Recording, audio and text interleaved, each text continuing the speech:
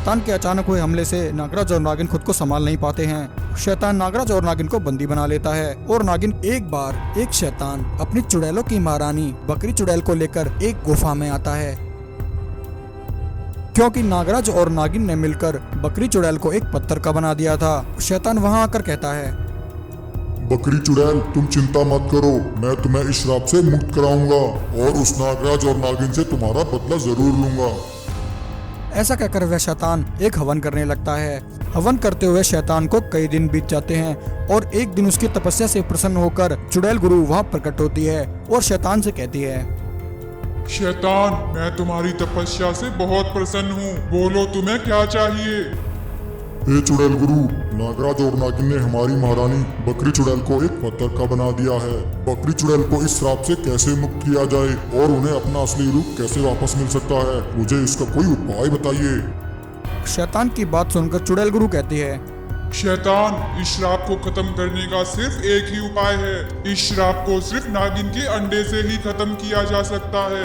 तुम्हें नागिन के अंडे की शक्तियाँ इस पत्थर की बकरी चुड़ैल में डालनी होंगी।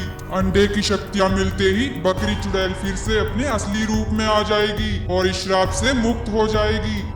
ऐसा कहकर चुड़ैल गुरु वहां से गायब हो जाती है। शैतान यह सुनकर बहुत खुश होता है और उसी समय नागलोक जाकर नागराज और नागिन पर हमला कर देता है। शैतान के अचानक हुए हमले से नागराज और नागिन खुद को संभाल नहीं पाते हैं। शैतान नागराज और नागिन को बंदी बना लेता है और नागिन इनके अंडे को लेकर वहां से भाग जाता है। वहीं शैतान को नागिन के अंडे को ले जाते हुए नागलोक का एक रक्षक सांप देख लेता है। रक्षक सांप फौरन नागराज और नागिन के पास आता है और नागराज से कहता है, हे नागराज, मुझे माफ कर दो, मैं आप दोनों की रक्षा नहीं कर सका। वह शैतान नागिन के अंडे को लेकर भाग गया है। नागराज कहता है, रक्षक साहब तुम हमारी चिंता मत करो, जल्दी से जाओ और उस शैतान का पीछा करो, हमारा बच्चा उस शैतान के कब्जे में है। तब रक्षक सांप शैतान का पीछा करते हुए उसके पीछे पीछे जाता है। शैतान नागिन के अंडे को लेकर चुड़ैल लोक आ जाता है और वहां आकर वह नागिन की संतान की सारी शक्तियां निकालकर चुड़ैल में डाल देता है। ऐसा करते ही बकरी चुड़ैल वापस ठीक हो जाती है, परंतु वही नागिन का बेटा जिसकी सारी शक्तियां शैतान ने छीन ली थी वह पत्थर का हो जाता है। बकरी चुड़ैल वापस अपने असली रूप में आकर बहुत खुश होती है। अरे वाह, आखिरकार मैं आजाद हो ही गई। शैतान मैं तुमसे बहुत खुश हूँ। अब मैं तुम्हें नागलोक सौंप दूंगी। अब तुम नागलोक पर राज करना, परंतु इससे पहले हमें नागराज और नागिन दोनों को मारकर उनसे नागलोक खाली करवाना है। वहीं बकरी चुड़ैल और शैतान की यह सारी बातें रक्षक सांप सुन रहा होता है। उधर नागराज और नागिन किसी तरह खुद को आजाद कर लेते हैं। रक्षक सांप नागराज के पास आता है और उन्हें सारी बात बताता है। हे नागराज, उस शैतान ने तुम्हारे बच्चे की सारी शक्तियाँ छीनकर अपनी महारानी बकरी चुड़ैल को देकर उसे फिर से जीवित कर लिया है। रक्षक सांप की बात सुनकर नागराज नागिन से कहता है, नागिन लगता है यह वही बकरी चुड़ैल है जिसे हमने बरसों पहले अपनी शक्तियों से पत्थर का बना दिया था। अब शैतान ने हमारे बच्चे की शक्तियाँ छीनकर बकरी चुड़ैल को वापस जीवित कर लिया है। रक्षक सांप की बात सुनकर नागराज और नागिन दोनों को शैतान पर बहुत गुस्सा आता है। मैं शैतान और उस चुड़ैल को नहीं छोड़ूंगा। उन्होंने मेरे मासूम बच्चे के साथ ऐसा किया, उन्हें इसकी सजा अवश्य मिलेगी। ऐसा कहकर नागराज और नागिन चुड़ैल लोक की तरफ निकलते हैं। तभी इतने में बकरी चुड़ैल और शैतान वहां आ जाते हैं। शैतान नागराज और नागिन का रास्ता रोककर कहता है, क्यों रे नागराज, तू नागलोक छोड़कर कहाँ भाग रहा है? आज मैं तुम दोनों नाग नागिन की जीवन लीला हमेशा के लिए समाप्त कर दूंगा और फिर मैं इस नागलोक का राजा बनूंगा।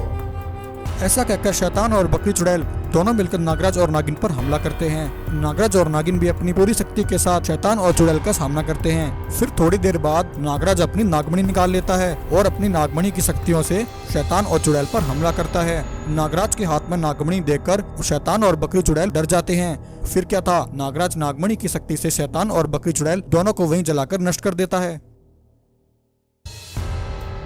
एक दिन एक दुष्ट चुड़ैल ने अचानक से आकर जलपरी लोक पर हमला कर दिया। चुड़ैल ने मेरी सभी जलपरी सहेलियों को मार डाला। मैंने एक बार इच्छाधारी नागिन और नागराज एक तालाब किनारे से गुजर रहे होते हैं। तभी उन्हें तालाब किनारे एक जलपरी जमीन पर पड़ी दिखाई देती है। नागिन और नागराज जलपरी के पास आते हैं। नागराज देखते हैं कि जलपरी बिना पानी के जमीन पर तड़प रही है।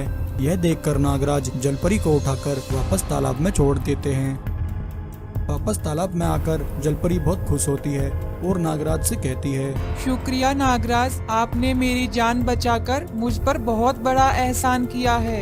इतना कहकर जलपरी रोने लग जाती है। जलपरी को रोता देख नागराज कहते हैं, जलपरी बहन क्या हुआ? वापस तालाब में आकर भी तुम रो रही हो। अगर तुम्हें कोई और दुख है तो तुम मुझे बता सकती हो। जलपरी नागराज से कहती है, नागराज, मैं और मेरी कुछ जलपरी सहेलियां तालाब के नीचे खुशी से अपना जीवन यापन कर रही थी। सालों बाद मैंने एक अंडा दिया। मैं अपने बच्चे के साथ बहुत खुश थी। एक दिन एक दुष्ट चुड़ैल ने अचानक से आकर जलपरी लोग पर हमला कर दिया। चुड़ैल ने मेरी सभी जलपरी सहेलियों को मार डाला। मैंने चुड़ैल को रोकने की बहुत कोशिश की, परंतु वह मुझ पर हमला करके मेरा अंडा चुरा कर ले गई।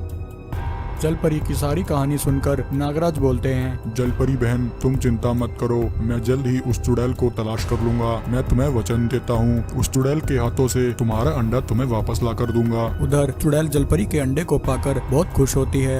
अरे वाह, जलपरी का यह अंडा तो कितना चमक रहा है। लगता है यह अंडा बहुत चमत्कारी है। इस अंडे को खाकर मेरी शक्तियाँ 1000 गुना बढ़ जाएंगी। आने वाली अमावस्या की रात को मैं इस अंडे को खाकर अमर हो जाऊंगी। इतना कहकर चुड़ैल अंडे को वहीं रख देती है और सो जाती है। वहीं नागराज उसी समय चुड़ैल के पास आ जाते हैं। नागराज देखते हैं कि चुड़ैल सो रही है। ये देखकर नागराज जलपरी के अंडे को उठा लेते हैं और उसे लेकर वहाँ से जाने लगते हैं। तभी इतने में चुड़ैल की आँख खुल जाती है। चुड़ैल देखती है कि नागराज उसके अंडे को चुराकर भाग रहा है। चुड़ैल नागराज का पीछा करती है और बोलती है, अरे दुष्ट सपोले, कहाँ भाग रहा है? तेरी हिम्मत कैसे हुई मेरे अंडे को चुराने की? रुक, मैं अभी तुझे बताती हूँ। तभी चुड़ैल नागराज पर पीछे से एक शक्ति मारती है। शक्ति नागराज को लगती है और नागराज के हाथ से जलपरी का अंडा छूटकर जमीन पर गिरकर टूट जाता है और एक नन्ही जलपरी अंडे से निकलती है। वहीं चीकू मुर्गा यह सब देख लेता है। चीकू मुर्गा नन्ही जलपरी को उठाकर वहाँ से भाग जाता है। चुड़ैल जलपरी के अंडे को हर जगह तलाश करती है, परंतु उसे जलपरी का अंडा कहीं नहीं दिखता। यह देखकर चुड़ैल को बहुत गुस्सा आता है। वह नागराज को वहीं कैद कर लेती है। उधर चीकू मुर्गा जलपरी की बेटी को लेकर नागिन और जलपरी के पास आ जाता है और उन दोनों को सारी बात बता देता है। जलपरी अपनी बेटी को वापस पाकर बहुत खुश होती है, परंतु वहीं इच्छाधारी नागिन यह सुनकर कि नागराज को चुड़ैल ने कैद कर लिया है, वह बहुत उदास हो जाती है। तभी जलपरी कहती है, नागिन बहन, तुम परेशान मत हो। नागराज ने अपनी जान की परवाह न करते हुए मेरी बेटी मुझे वापस लौटा दी। मैं तुम दोनों की ऋणी हो गई हूँ। चीकू मुर्गे, तुम हम दोनों को इसी समय उस चुड़ैल के पास ले चलो। जलपरी और नागिन उसी समय चुड़ैल के पास आ जाती हैं। जलपरी और नागिन को एक साथ देखकर चुड़ैल बहुत घबरा जाती है और उन दोनों पर अपनी शक्तियों से हमला करती है, परंतु चुड़ैल की शक्तियों का उन दोनों पर कोई असर नहीं होता। यह देखकर चुड़ैल वहाँ से भागने लगती है। तभी जलपरी और नागिन अपनी शक्तियों से चुड़ैल की जीवन लीला वहीं समाप्त कर देती हैं और नागराज को चुड़ैल की कैद से आजाद करा लेती हैं।